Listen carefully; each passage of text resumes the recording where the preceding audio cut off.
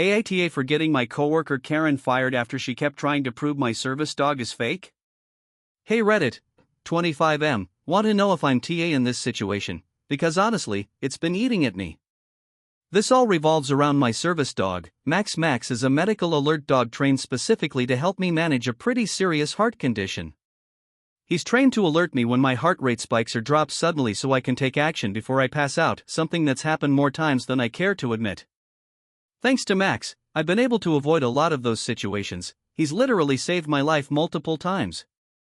A few months ago, I got hired for a new office job. I was excited to work with a new team, and I had discussed bringing Max with me during the hiring process, so everything was clear with HR from the beginning.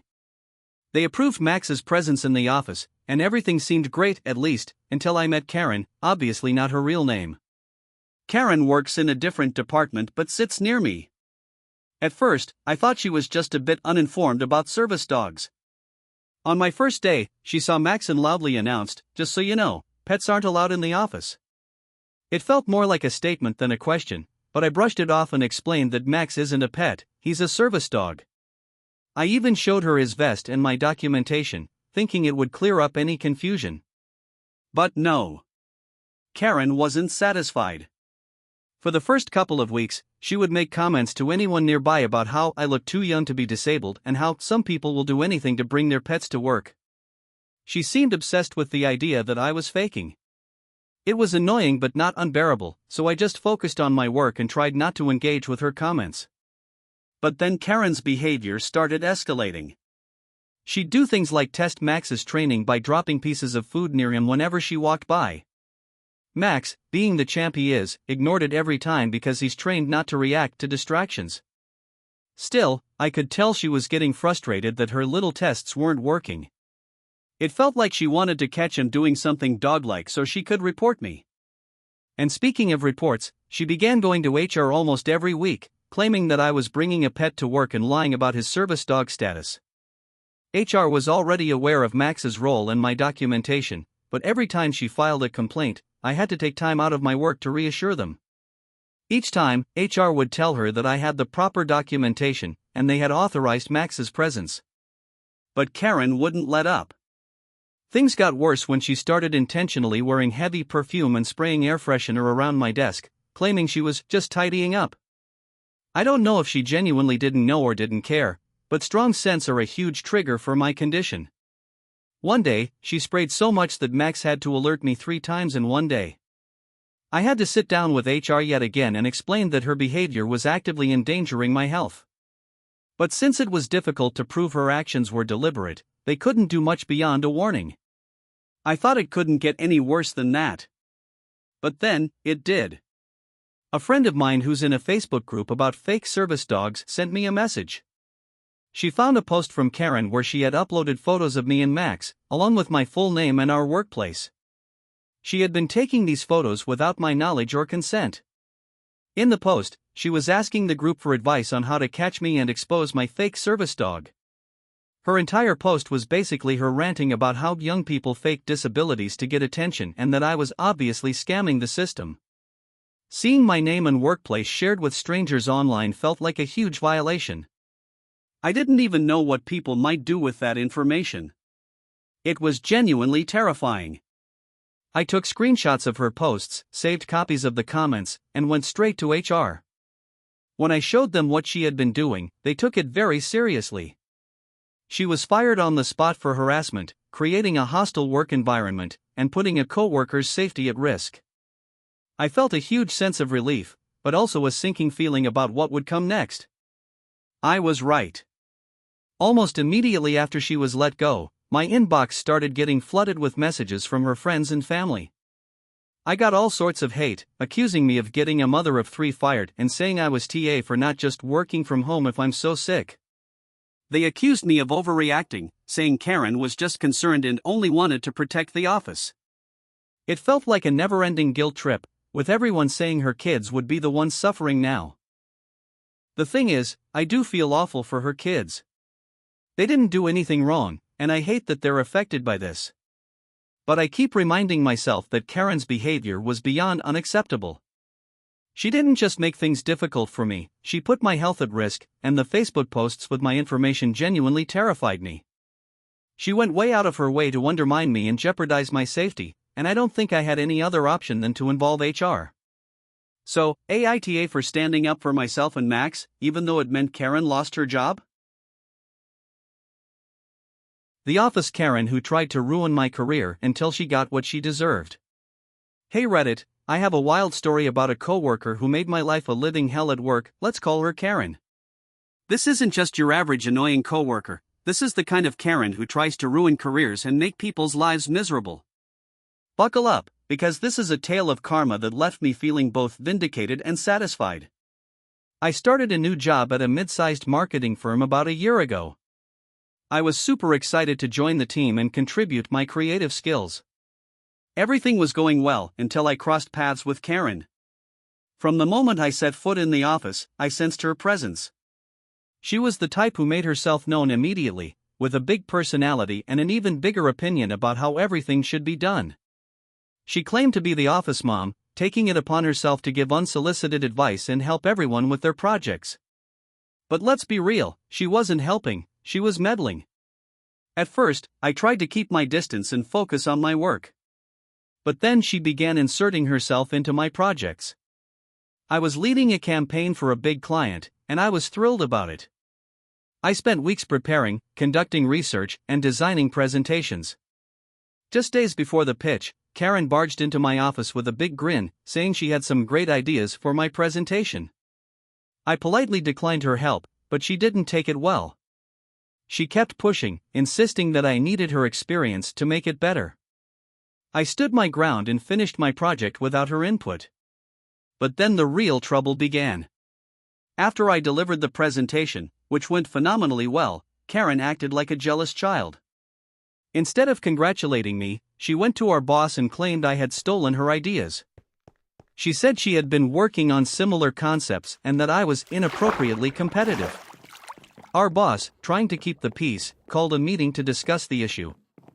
During the meeting, I presented my notes and documents, proving that all my work was original and that I had never received input from Karen. Still, she doubled down, claiming I was threatening her and had made her uncomfortable. This was her go-to tactic, play the victim. After that, she ramped up her campaign against me. She started spreading rumors around the office, telling people I was difficult to work with and that I had a bad attitude. She even went as far as sabotaging my relationships with other coworkers, trying to turn them against me. It was exhausting. I felt like I was in a high school drama instead of a professional workplace. But the worst was yet to come. One day, I was called into a meeting with HR. Apparently, Karen had filed a formal complaint, alleging that I had bullied her and made her feel unsafe in the workplace. I was stunned. I had done nothing but try to do my job, while she was the one harassing me. I explained everything to HR and provided evidence of Karen's behavior, her constant gossiping, her attempts to undermine my work, and her pattern of playing the victim. HR took my side, but the damage had been done. Karen was not only emboldened, but she also started to target other colleagues who she deemed weak. I watched as she picked off one coworker after another, attempting to ruin their reputations, too. Then came the turning point. Our office was preparing for a big annual retreat, and Karen was put in charge of organizing it. Naturally, she tried to make it a reflection of her expertise. I quietly observed her poorly planned itinerary and her questionable choices for speakers. Most of the team was frustrated because the retreat wasn't shaping up well at all. I decided it was time to step in, not to sabotage her but to help the team. I offered to assist with the planning and suggested a few ideas that I knew would resonate with the group.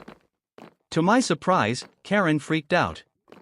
She saw me as a threat to her authority and, in classic Karen fashion, tried to take credit for everything.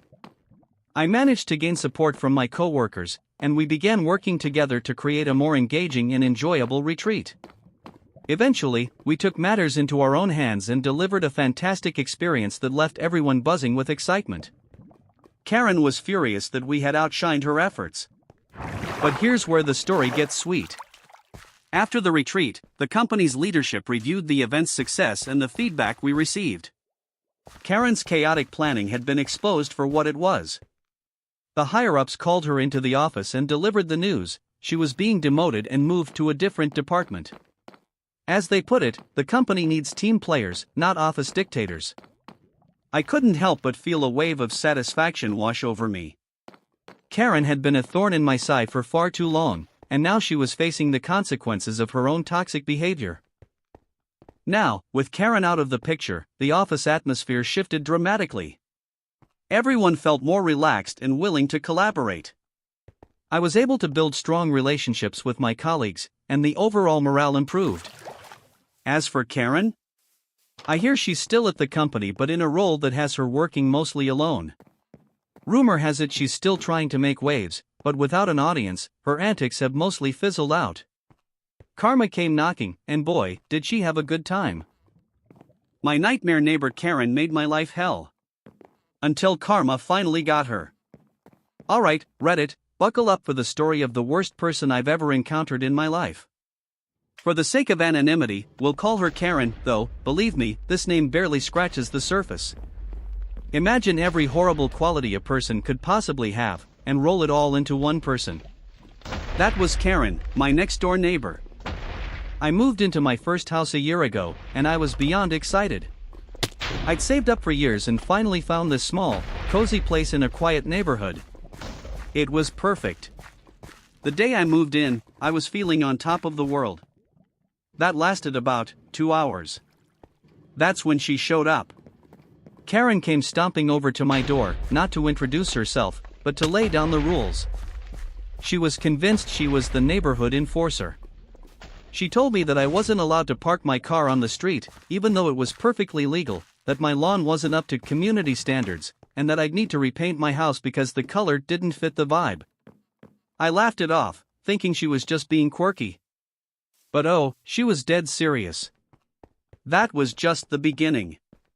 Within a week, she was knocking on my door every day with a new complaint. She'd complain if I left my trash bins out too long after collection, they'd been out for an hour. She'd call and leave messages on my landline if she thought my music was too loud, I barely played any. One time, I was gardening in my backyard, and she stood there, watching, taking photos of me for documentation. She said, "In case you're violating any HOA rules." For reference, there is no HOA. Just Karen. Things escalated when I adopted a dog, a sweet golden retriever named Buddy. Karen lost it. She claimed Buddy was too big for the neighborhood, that his bark, he rarely barked, was disturbing her peace. She even started filming me whenever I walked him, muttering about leash laws. She reported me to animal control 3 times, saying I was neglecting Buddy, which was, of course, a lie. Each time they visited, Buddy was perfectly healthy and well cared for, and each time, they told her to stop making false reports. But Karen couldn't stand to let it go. Then the accidents started. My garden hose was mysteriously cut one morning. My car had scratches on it. My plants were dying because someone kept pouring salt on the soil. I knew it was her, but I had no way to prove it. Still, I documented everything.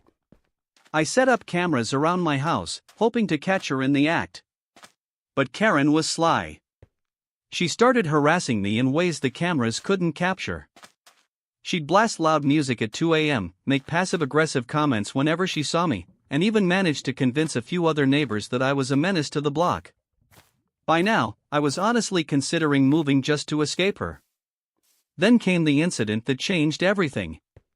One evening, I noticed Buddy acting strangely lethargic and not his usual, energetic self. I rushed him to the vet, and they found that he'd ingested something toxic. I was horrified. I hadn't left anything dangerous out, and Buddy never ate anything off the ground. That's when I remembered Karen's weird comment earlier that week: maybe if you can't keep that beast under control, someone else will. That was it. I was done playing nice. I filed a police report and handed over every piece of documentation, every video, every harassing note, every animal control visit report, and every witness statement I could gather from other neighbors who'd had run-ins with her. The police took it seriously, especially the poisoning part. And here's where karma came in, big time. A couple of weeks after I filed my report, I woke up to flashing lights outside.